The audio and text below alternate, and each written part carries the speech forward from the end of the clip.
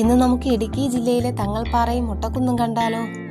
ഇടുക്കിയിലെ വാഗമൺ ടൗണിൽ നിന്ന് 5 കിലോമീറ്റർ മാറി കോലാഹലമേട് എന്ന സ്ഥലത്താണ് തങ്ങൾപ്പാറ. ഇത് പ്രധാനമായും ഒരു മുസ്ലിം തീർത്ഥാടന കേന്ദ്രമാണ്. ഇവിടെ എൻട്രി ഫീ ഇല്ല കേട്ടോ. വാഹനങ്ങൾക്ക് പാർക്ക് ചെയ്യാൻ മാത്രം ചെറിയൊരു ഫീ കൊടുത്താൽ മതിയാകും. 800 വർഷങ്ങൾക്ക് മുമ്പ് അഫ്ഗാനിസ്ഥാനിൽ നിന്ന് ഹുസ്രത്ത് ഷെയ്ഖ് ഫരീദുദ്ദീൻ എന്ന സൂഫി സന്യാസി കേരളത്തിലെത്തിയെന്നാണ് വിശ്വാസം. അദ്ദേഹം 40 അനുയായികളുമായിട്ടാണ് ഈ മലനിരകളിലെത്തിയത്. ഇവിടെ താമസിച്ച് ആത്മീയ പ്രബോധനം നടത്തി.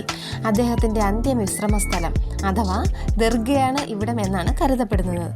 നമ്മൾ ദർഗ കാണാൻ പോകുന്നുണ്ട് കേട്ടോ. അങ്ങ് ദൂരെ വാഗമൺ മുട്ടക്കുന്നുകളെ കാണാം. തങ്ങൾപ്പാറയിൽ നിന്ന് മുട്ടക്കുന്നിലേക്കുള്ള വ്യൂ എത്ര മനോഹരമാണല്ലേ. ഇവിടുത്തെ കാഴ്ചകൾക്ക് ശേഷം നമുക്ക് അവിടേക്ക് പോകാം. ആളുകൾ കയറി വരുന്ന കാഴ്ചയാണ് കണ്ടോ. നല്ല ബുദ്ധിമുട്ടാണ് കയറി വരാനായിട്ട്, എങ്കിലും യാതൊരു ക്ഷീണവും അനുഭവപ്പെടാറില്ല. നല്ല തണുപ്പാണ് ഇവിടം കേട്ടോ. വാഗമണിൻ്റെ പ്രത്യേകത എന്തെന്നറിയണ്ടേ? ഇവിടുത്തെ 3 കുന്നുകൾ 3 മതങ്ങളെ പ്രതിനിധീകരിക്കുന്നു. ഒന്നാമത്തേത് തങ്ങൾപ്പാറ തന്നെയാണ്, മുസ്ലിം തീർത്ഥാടന കേന്ദ്രം. പിന്നെ കുരിശുമല, ക്രിസ്ത്യൻ തീർത്ഥാടന കേന്ദ്രമാണ്. അവിടെ ഒരു ആശ്രമമുണ്ട്. പിന്നെ മുരുകൻമല, അവിടെ ഹിന്ദുക്കൾക്കായുള്ള മുരുകൻ ക്ഷേത്രവും. ഇത് കേരളത്തിൻ്റെ മതസൗഹാർദ്ദത്തിൻ്റെ പ്രതീകമാണ്. മലകളിൽ നിന്ന് മഞ്ഞ് പൊങ്ങുന്ന കാഴ്ച എത്ര മനോഹരമാണല്ലേ. നിങ്ങൾ വരികയാണെങ്കിൽ ഒരു ജാക്കറ്റും കൂടെ കരുതണം കേട്ടോ. രാവിലെ 6 മണി മുതൽ വൈകുന്നേരം 6 മണി വരെയാണ് ഇവിടുത്തെ പ്രവർത്തന സമയം. നമ്മൾ ദർഗയ്ക്ക് സമീപം എത്താറായി കേട്ടോ. ഈ കാണുന്നത് സഹ്യപർവ്വത മലനിരകളാണ്.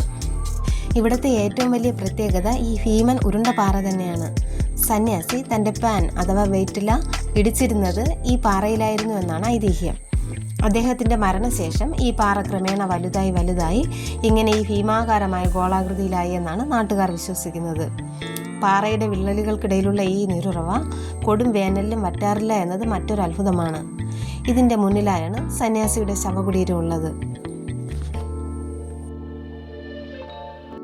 വാഗമൺ ഇടുക്കി കോട്ടയം ജില്ലകളുടെ അതിർത്തിയിലാണെങ്കിലും തങ്ങൾപ്പാറ ഇടുക്കിയിലെ പീരുമേട് താലൂക്കിലാണ് വരുന്നത്. 2500 അടി ഉയരമുള്ളത് കൊണ്ട് തന്നെ ഇവിടെ എപ്പോഴും കാറ്റും കോടമഞ്ഞും കൂടുതലാണ്. മുകളിൽ നിന്നുള്ള പശ്ചിമഘട്ടത്തിൻ്റെ വ്യൂ കിടിലനാകുന്നതും അതുകൊണ്ട് തന്നെ. സുരക്ഷിതത്വത്തിനായി സൈഡിൽ കമ്പി വേലി കെട്ടിയിട്ടുണ്ട്. ഞങ്ങൾക്ക് പോകേണ്ട വഴിയൊക്കെ മഞ്ഞ് മൂടി കിടക്കുന്നത് കണ്ടോ. അവിടെ ആ മഞ്ഞ ലൈൻ കിടക്കുന്നത് വഴിതെറ്റാതിരിക്കാൻ വേണ്ടിയിട്ടാണ് കേട്ടോ. ഇവിടുത്തെ ഉത്സവത്തെക്കുറിച്ച് പറയാൻ വിട്ടുപോയി. ഏപ്രിൽ മാസത്തിലാണ് ഇവിടുത്തെ പ്രധാന ഉത്സവമായ ഉറൂസ് നടക്കുന്നത്. ഈ ദിവസം ആയിരക്കണക്കിന് തീർത്ഥാടകർ ഇവിടെ എത്തും. ഗഞ്ച് ശക്കർ എന്ന പ്രത്യേക മധുര പലഹാരമുണ്ടാക്കി എല്ലാവർക്കും വിതരണം ചെയ്യുന്നതാണ് പ്രധാന ചടങ്ങ്. ബ്രിട്ടീഷുകാർ തേയില കൃഷിക്ക് കണ്ടെത്തിയ സ്ഥലമാണ് വാഗമൺ. കഴിഞ്ഞ 20-30 വർഷത്തിനുള്ളിലാണ് തങ്ങൾപ്പാറ ഒരു ടൂറിസ്റ്റ് കേന്ദ്രമായി മാറിയത്. നമ്മൾ തങ്ങൾപ്പാറയിൽ നിന്ന് കേരളത്തിൻ്റെ സ്കോട്ട്ലാൻഡ് എന്നറിയപ്പെടുന്ന മുട്ടക്കുന്നിൽ എത്തിച്ചേർന്നിട്ടുണ്ട്. മനോഹരമായ ഒരു ബോട്ടിംഗ് കുളമാണിത്. മരങ്ങളൊന്നുമില്ലാതെ പച്ച പുൽമേടുകൾ മാത്രം നിറഞ്ഞു നിൽക്കുന്ന ഉരുണ്ട കുന്നുകളാണ് ഇവിടെയുള്ളത്. ഇവിടെ 8 മാസവും ശക്തമായ കാറ്റാണ്. മരം നിന്നാൽ കടപുഴകും.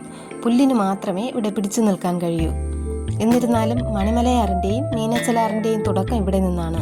12 വർഷത്തിലൊരിക്കൽ പൂക്കുന്ന നീലക്കുറിഞ്ഞിയും വാഗമണിലെ ഈ മുട്ടക്കുന്നിലുണ്ട്. രാവിലെ മഞ്ഞും ഉച്ചയ്ക്ക് വെയിലും വൈകുന്നേരം കോടയുമാണ് ഇവിടുത്തെ കാലാവസ്ഥ. കേരളത്തിലെ ഇൻ്റർനാഷണൽ പാരാഗ്ലൈഡിംഗ് ഫെസ്റ്റിവൽ നടക്കുന്നത് ഇവിടെയാണ്. അങ്ങ് ദൂരെ കാണുന്നതാണ് തങ്ങൾപ്പാറ. തങ്ങൾപ്പാറയിൽ നിന്ന് മുട്ടക്കുന്നിലേക്കുള്ള മനോഹരമായ വ്യൂ നമ്മൾ നേരത്തെ കണ്ടിരുന്നല്ലോ. ഇതുപോലെ പ്രകൃതി ഭംഗിയും അറിവും പങ്കുവയ്ക്കുന്ന വീഡിയോകൾ കാണാനായി ലൈക്കും കമൻറ്റും ചെയ്ത് ഒന്ന് സബ്സ്ക്രൈബ് കൂടെ ചെയ്യണേ.